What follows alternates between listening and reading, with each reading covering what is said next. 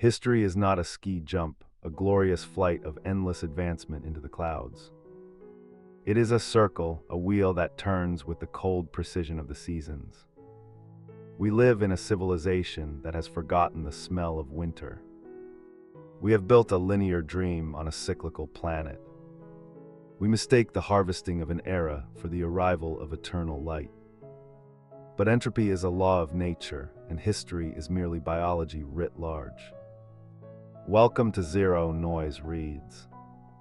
In this breakdown, we strip away the market hype and we filter out the noise. We are distilling the timeless principles from The Fourth Turning by William Strauss and Neil Howe. This is not a book of politics, but a book of prophecy rooted in patterns. It challenges the most fundamental dogma of the modern West, the belief that time is a one-way street toward improvement. The authors argue that human history moves in a rhythm called the Saeculum. A Saeculum is roughly the length of a long human life, 80 to 100 years. Within this lifespan, society passes through 4 turnings, 4 seasons of roughly 20 years each. There is the high, the spring of social order. There is the awakening, the summer of spiritual upheaval. There is the unraveling, the autumn of fragmentation. And finally, there is the crisis, the winter of secular destruction and rebirth. To understand where we are going, we must first unlearn the linear lie. We must accept that winter is not an accident. It is a necessity. The ancients understood what we have chosen to ignore. The Etruscans measured time by the Saeculum, the moment when the last person who could remember an event had died. When memory ends, the cycle restarts. In the modern world, we believe our technology has conquered these natural rhythms. We use artificial light to defeat the night. We use climate control to ignore the seasons. But the Saeculum is not governed by our machines. It is governed by the phases of human life. Childhood, young adulthood, midlife, and elderhood. Each phase is 20 to 25 years long. Each phase carries a specific social role. Generations are created when a group of people moves through these phases together. As they age, they change the national mood. Think of it as a diagonal movement across time. A new generation enters childhood as an old one enters elderhood. This layering creates the seasonal mood of the nation. The first turning, the high, happens after a great crisis has been resolved. In America, this was the era between 1946 and 1964. Institutions were strong and individualism was weak. The second turning, the awakening, is a revolt against that order. It was the consciousness revolution from 1964 to 1984. The third turning, the unraveling, is when the old order decays and individualism thrives.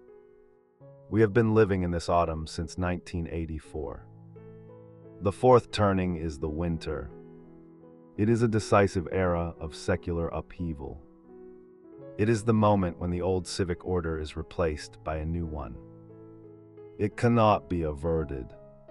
Like winter, it must come in its turn. To predict the future, you must look at the players on the stage. Strauss and Howe identify 4 recurring generational archetypes: the prophet, the nomad, the hero, and the artist. Each is born into one season and comes of age in another. The prophet generation is born during a high. They grow up indulged and secure. In young adulthood, they spark the awakening, challenging the values of their parents. The boomers are the classic prophet archetype. The nomad generation is born during the summer of an awakening. They grow up underprotected and alienated, while parents are busy exploring their own souls. They come of age in an unraveling, becoming savvy, pragmatic, and tough survivors. Generation X is the nomad archetype. The hero generation is born during an unraveling. They are the protected children of a fragmenting world. They come of age during a crisis, providing the teamwork and sacrifice needed to win the war. The GI generation was the last hero archetype. The millennials are the new ones. The artist generation is born during a crisis. They are the overprotected, suffocated children of winter. They come of age in a high, becoming the sensitive helpmates who refine the new order. The silent generation fits this mold perfectly.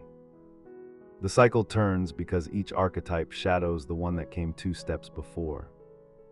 Prophets create the chaos that nomads must survive. Nomads provide the realism that allows heroes to build. Heroes create the security that artists must refine. And artists raise the prophets who will eventually tear it all down again. It is a perfect, self-correcting machine. The tension between these players is the engine of history. We have been wandering through the third turning since the mid-1980s. This is the season of unraveling. In this era, individualism is at its maximum and institutional trust is at its minimum. It is the era of the culture wars. The common center of gravity disappears. Society feels like it is drifting toward a waterfall, yet no one can agree on how to row the boat. During the unraveling, we are satisfied as individuals but miserable as a collective. We exalt personal growth, yet we realize that millions of self-actualized persons do not add up to an actualized society. Public debts soar. The middle class shrinks. Trust in businesses, governments, and churches falls to new lows. We perceive our civic challenges as a vast, insoluble Rubik's Cube. Every problem is connected to another problem that must be solved first. We are in deep denial. We take 17 kinds of medicine while poring over our own scans, yet we refuse to see the underlying malady. The malady is entropy. The old civic order built in the last high has become a hollow shell. It is complex at the edges but empty at the core. People begin to separate into competing camps based on race, class, and ideology. The language of politics coarsens. Cynical alienation hardens into brooding pessimism. In this breakdown, we must understand that this mood is not an accident. It is the necessary precursor to the fourth turning. Nature must harvest the autumn before the winter can freeze the ground for a new spring. We are consuming the seed corn of our civilization. We are living on borrowed time and borrowed money. The unraveling is the time when people can feel, but they can no longer collectively do. The fourth turning is history's great discontinuity. It is the moment when the wheel completes its circle and the old civic order is put to the flame. In this breakdown, we must confront the cold reality that winter is not a metaphor for stagnation. It is an era of decisive secular upheaval. If the high was the spring of strengthening institutions, and the awakening was the summer of spiritual fire, the crisis is the winter of survival. The authors remind us that like nature's winter, the secular winter can come early or late. It can be long and difficult, or brief but severe. But it cannot be averted. It must come in its turn. As we enter this phase, the remnants of the old social order begin to disintegrate. Political and economic trust implodes. Real hardship besets the land. Severe distress involves questions of class, race, nation, and empire. The very survival of the nation feels at stake. We pass through a great gate in history, commensurate with the American Revolution or the Civil War. This is the season where the values regime, forged in the summer of awakening, finally propels the replacement of the old order with a new one. It is a time of agony, but also of profound regeneracy. For it is only in the depth of winter that a society finds the seeds of its rebirth.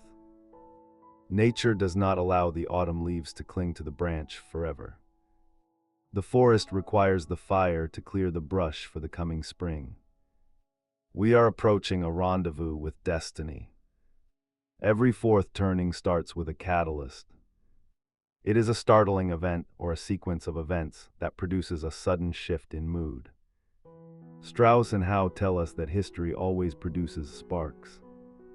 In a high, these sparks reinforce security. In an awakening, they trigger argument. But in an unraveling, they create anxiety. When the fourth turning constellation is in place, these sparks ignite a firestorm.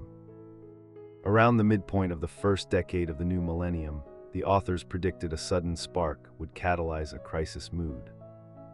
They envisioned scenarios that today feel hauntingly familiar.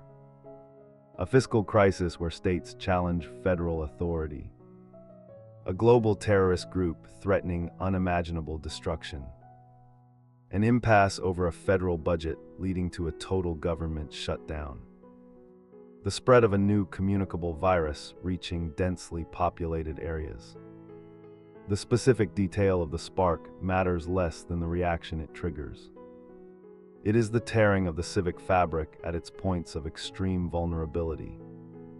As societal trust implodes, we experience what the authors call a great devaluation. A severe drop in the market price of most financial and real assets. The exciting complexity of the unraveling era becomes a terrifying dependency. We realize we're tethered to a teetering edifice of anonymous transactions. The old civic order is seen as ruined beyond repair. The social contract is blanked out. But this trough is where the new social contract begins to take root. It is the moment of regeneracy. In the heart of the crisis, the archetypes assume their final roles. The prophet generation, the boomers, enter elderhood as the gray champions. They transition from the narcissistic crusaders of their youth to the stern, resolute leaders of the storm.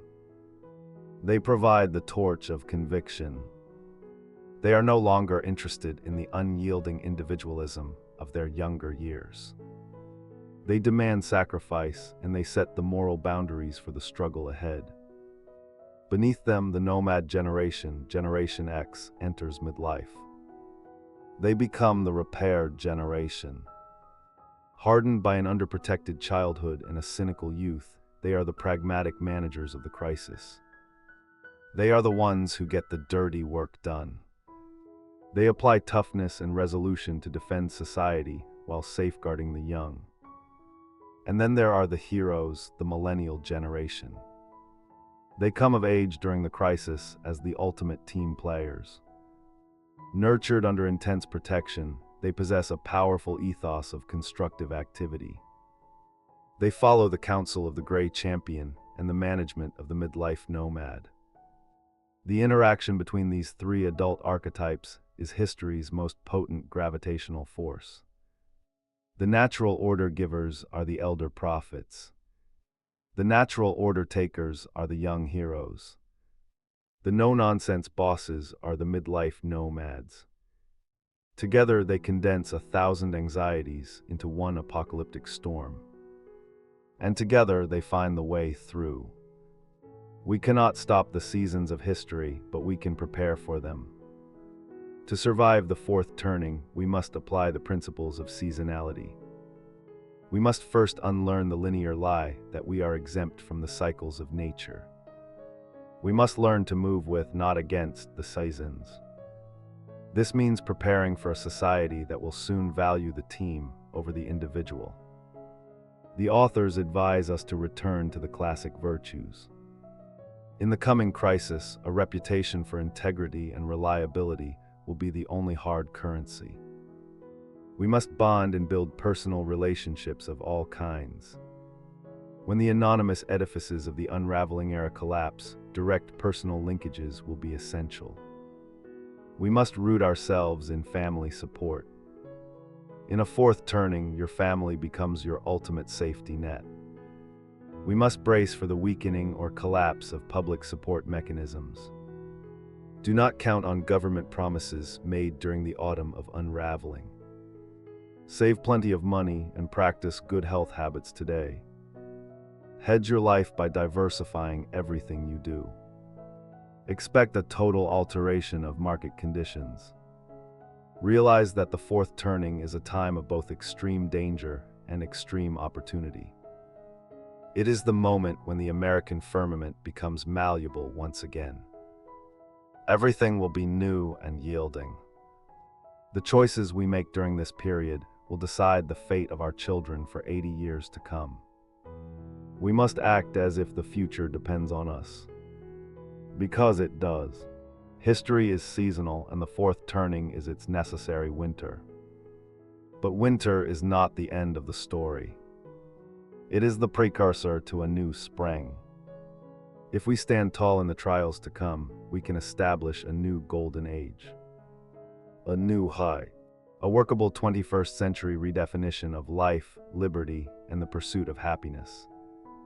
The Saeculum will continue its turn. Each generation will find its rendezvous with destiny. The ancients understood what we are only beginning to rediscover. That time is a circle, and every act is a reenactment. In this breakdown, we have looked deep into the patterns of human experience. We have filtered out the noise of the linear dream. The question remains for you. Will you choose the comfort of a fading autumn? Or will you cultivate the grit required for the coming winter? As we close this circle, remember the words of the preacher. To everything there is a season, and a time to every purpose under heaven. A time to break down, and a time to build up. A time of war and a time of peace. This is Zero Noise Reads, clean insights, no fluff. See you in the next breakdown.